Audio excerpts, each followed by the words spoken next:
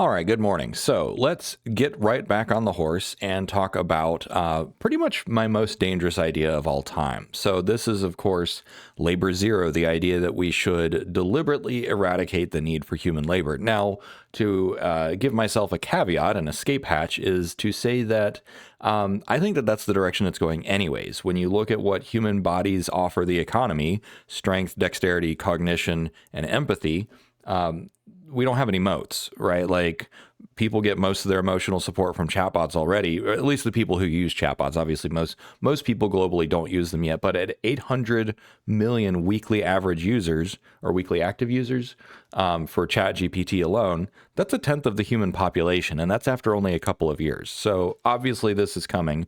We're still very early here, you and me, but strength, pretty much irrelevant. Tractors and robots and everything else, they're much stronger than dexterity. That's the next one that's going to fall. And if you've watched any of the robotic demonstrations, there was a robot, I think it was a Japanese robot, that I saw threading in pencil graphite for a mechanical pencil. Now, if you've ever used a mechanical pencil, you know that requires sub-millimeter precision. And if robots can do that, and then dancing and kung fu fighting and all kinds of stuff, then the dexterity mode is fast eroding. And then on the cognition front, that's what we're all talking about with with large language models and large language recursive model, or what is it? Recursive language, RLMs, recursive language models, and everything else. So blah, blah, blah. Intelligence is going to be solved. And then empathy. Empathy is something that, like, there's all kinds of affective computing and theory of mind studies that have been shown, like, these machines are better at being human than some humans are, right? And I don't mean that really hyperbolically. Like, just stop and take a second to realize, like, oh yeah, this machine is better at using English language than I am. It's better at, emotional intelligence sometimes. Obviously, like, sometimes they are really bad at these things, but there's no physical law preventing them from being better than humans, better, faster, cheaper, and safer at humans than all four of the primary things that we offer the economy: strength, dexterity, cognition, and empathy. Now, if you might be skeptical, like, surely humans offer more to the economy than that. And yes, there is, like, experience, authenticity, and some of those other things. But when you look at the human body, what is it that the human body offers the economy? It's those four things. So, all right. So if we just stipulate that, yes, these machines are going to destroy the demand for human labor, or at least they're going to replace the supply side. The demand side is a little bit different. The demand side is like, where would you prefer to have a human, even if machine could do it better, faster, cheaper, safer? And that is the authenticity, meaning, experience, and that sort of thing. Basically, there's only one of me. So even if you can have an AI that's a direct clone, your brain is going to be like, that's not the real Dave. I want to hear what the real Dave has to say, because then the AI is just a simulation.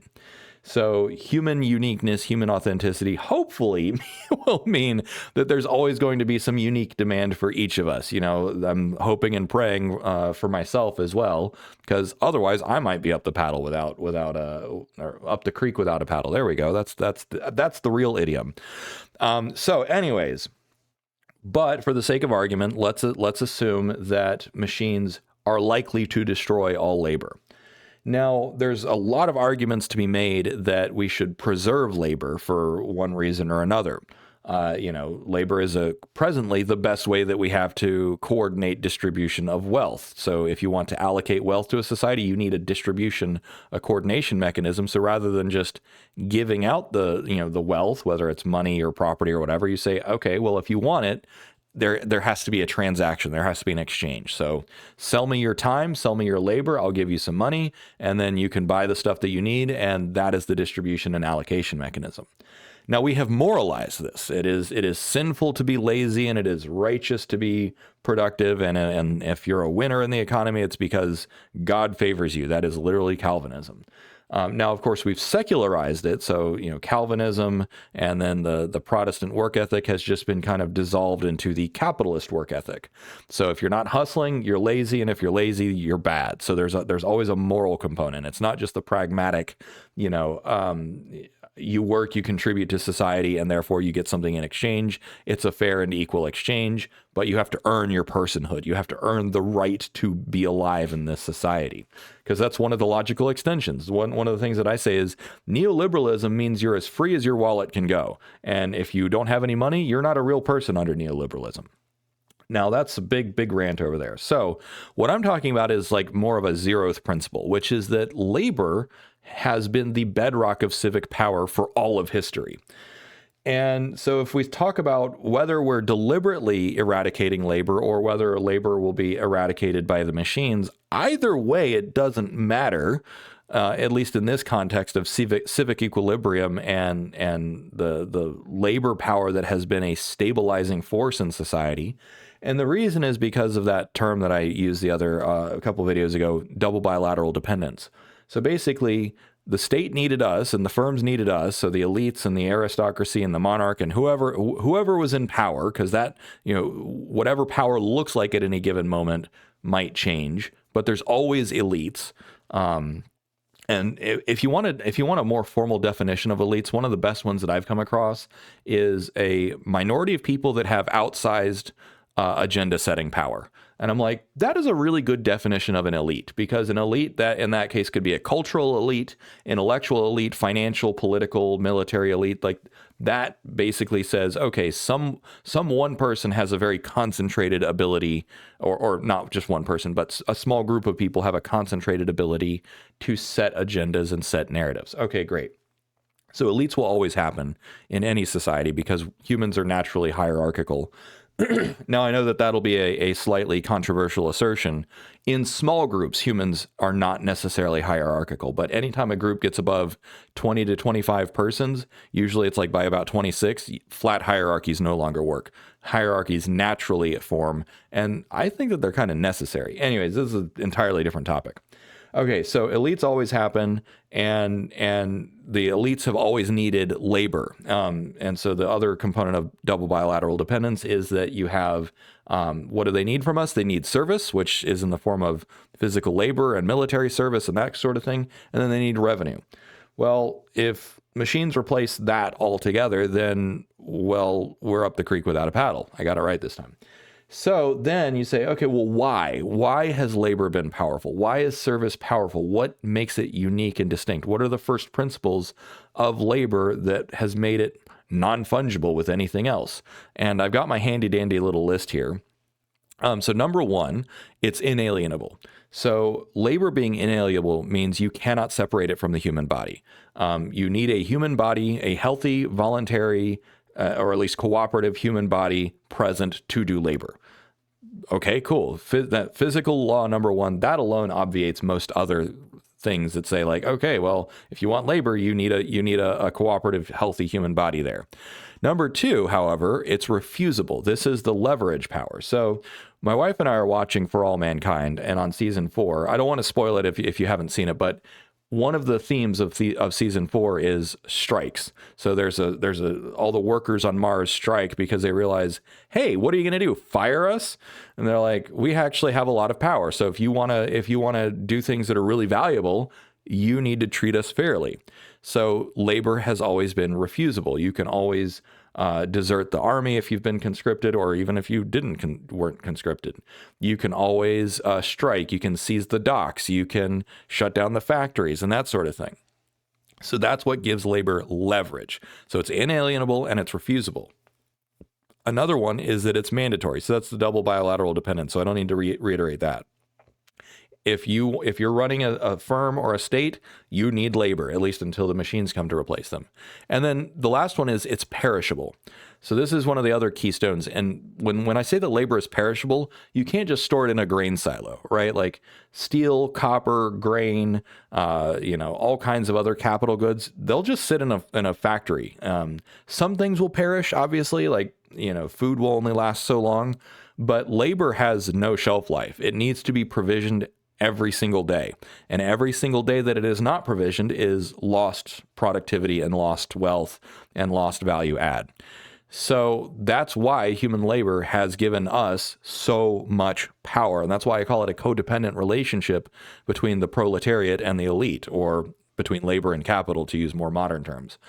It means the same thing. If you say labor and capital, what you're talking about is the worker class versus the ownership class. If you say the proletariat versus the elite, then you're using Marxist terms. Same thing. All right, so if we get rid of that, if we get rid of labor, either through engineering or policy or both, then we lose all leverage. And this is what a lot of you have been talking about on my channel and comment sections for a long time, is that how do we avoid becoming a permanent underclass if we have no utility? And that is a really good question. So what we really have to do then is figure out, how do we replace labor's leverage with something else? What do we replace it with that has a few characteristics? Now, obviously, we're not going to be able to replace labor one for one, because that's being substituted entirely by machines in the long run. It might be 5 years, it might be 10 years, it might be 20 years, it might take a little bit longer. But keep in mind that, Ray Kurzweil's date for singularity is like 2045 or sooner. So that means anything that humans could possibly ever do, machines will subsume that by 2045. So, the clock is ticking. That's like we've got 19 years or less until humans just have nothing to offer. Now, I would argue that the elites would also have nothing to offer in that situation. So they're going to be equally useless as us. But that's I covered that in the last video. Okay, so when we're talking about what do we replace labor's power with, what is it that, what is it that we need to do? So there's basically two things ultimately that labor has allowed us to do in terms of leverage. And so number one is, and this is the oldest one, is coercive extraction of concessions. Now that's a mouthful, coercive extraction of concessions. So coercion basically means I'm going to use force, I'm going to use manipulation or bullying to get what I want. That is coercive extraction of a concessions. And so a concession is like, I want more money, or I want better working conditions, or I want healthcare, or whatever else. So that is like one of the primary things that we have used. So all those characteristics of, was it inalienable, mandatory, refusable, perishable. When you have that leverage, what do you ask for? You coercively extract concessions. And then the other thing that you do with it is that, hold on, I had a brain fart, is that you have credible threats. So a credible threat is basically if you don't actually have to pull the plug on a thing, right? It's a credible threat. And so even just the threat of withholding labor is often enough to get those concessions. But without the credible threat of a coercive extraction of concession, you lose all leverage. So what do you replace that with? And that's where we have to rebuild new institutions and new levers to say, okay, if we're not getting what we want, we still need some kind of veto. Because that's fundamentally what it comes down to, is no matter what the state wanted to do, no matter what the capitalists wanted to do, no matter what the robber barons wanted to do, ultimately, dock workers and coal workers and rail workers and whoever else had veto power. They said, we can get production down to we can halt all production, whether that's military advancement, whether that's industrial advancement, and that sort of thing. Now, however, through the 20th century, unions all over the world really, I don't want to say abused this power, but they really used it to great effect, and it harmed their reputation more. So a big example was all the coal strikes that happened all over the UK. Now, they didn't it wasn't just the UK, it was elsewhere. But the UK was able, or the coal unions were able to bring the UK, the entire country, to a grinding halt, including impairing the ability to deliver healthcare and that sort of stuff. And so the British people turned against the coal union, saying, no, my desire to keep living and have the lights on and have my house heated supersedes your ability to extract more concessions in terms of higher wages and better working conditions. So it's like the unions kind of became self-defeating, and then neoliberalism took over with Reagan and Thatcher in 1980, and the rest is history. So union saturation is down to like 10% in America. I don't know what it is in other nations, but it was 30%. So at the peak, 30% of all American workers were members of unions. And today it's only 10%. And most of those are public servants, like police unions and that sort of thing. So when we look at like, what do we replace it with? It is not an easy task. And I talk about blockchain often, and a lot of people are like very skeptical, like blockchain is an unproven technology, but it's not actually unproven. And so if you look at nations like Georgia, nations like Estonia, all over the European Union, they're using more and more. Some of it's not even blockchain. Some of it's older than that, but blockchain can help. But the point is that technology can create things like open land registries, self-sovereign identification, open payment rails, those sorts of things that put the power back into the hands of the people. So discretionary power, which is the ability to see things, so radical transparency in the case of what is the government doing. The number one example of radical transparency in the whole world is Ukraine's Prozoro. It's a bidding platform basically. It's the government platform that they use for like purchasing and acquisitions. Fully transparent. The tagline, the motto for it is everyone sees everything. And guess what? That has dramatically reduced corruption and it puts power back in the hands of the people. India's UPI, so Unified Payment Infrastructure, and Brazil's PIX puts transaction power back in the hands of the people. So those principles like radical transparency, freedom to transact, self-sovereign identity, and putting records on blockchain, that's the beginning of it. Now, the end of it is direct democracy. And I don't mean direct democracy like Athenian style where everyone votes on every single little thing. But what I mean is that you don't go through the intermediaries of politicians as much. So participatory budgeting is one of those things. And so control over the purse, control over money is control. Like that just sight unseen, that is a form of control. That is a form of leverage.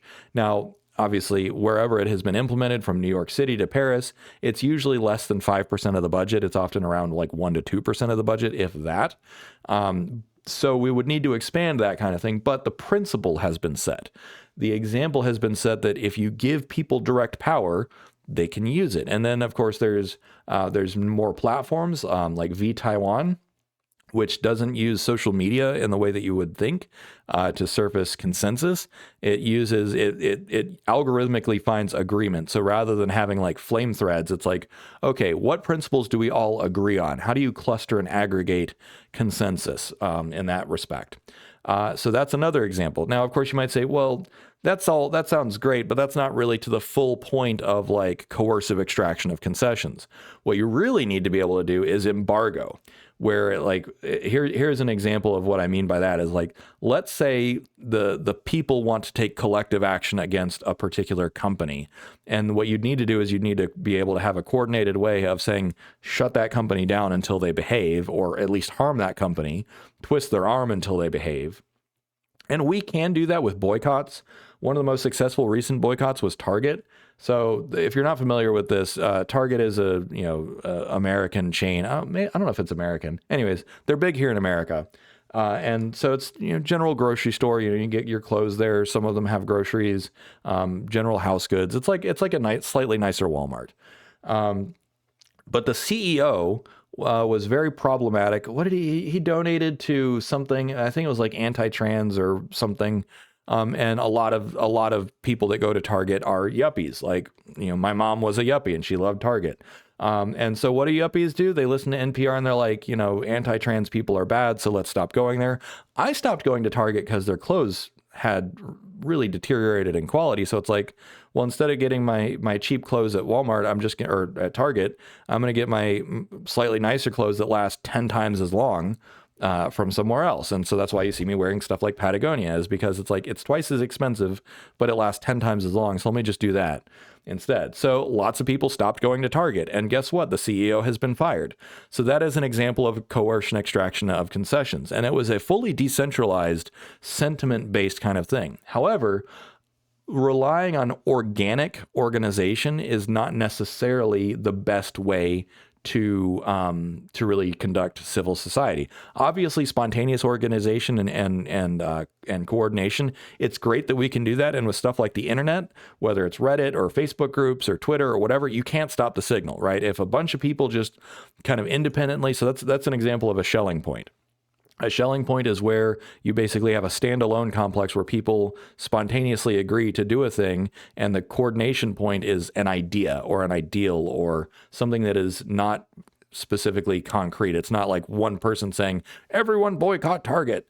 It was more of a sentiment. But if we can operationalize that with technology such as quadratic voting and other ways to express preferences. Now, it might be that we don't even need to do that. I don't know how the future is going to turn out, but that is an example of how decentralized, distributed, coercive extraction of concessions modified the behavior of a company. Now, you might say, okay, great, that didn't really force a major change, but I mean, forcing a CEO out is no small thing. And let me check the time. Where are we at? Oh, we're only at 20 minutes. I might be running out of steam for this video, so we may call it at that, but you get the idea.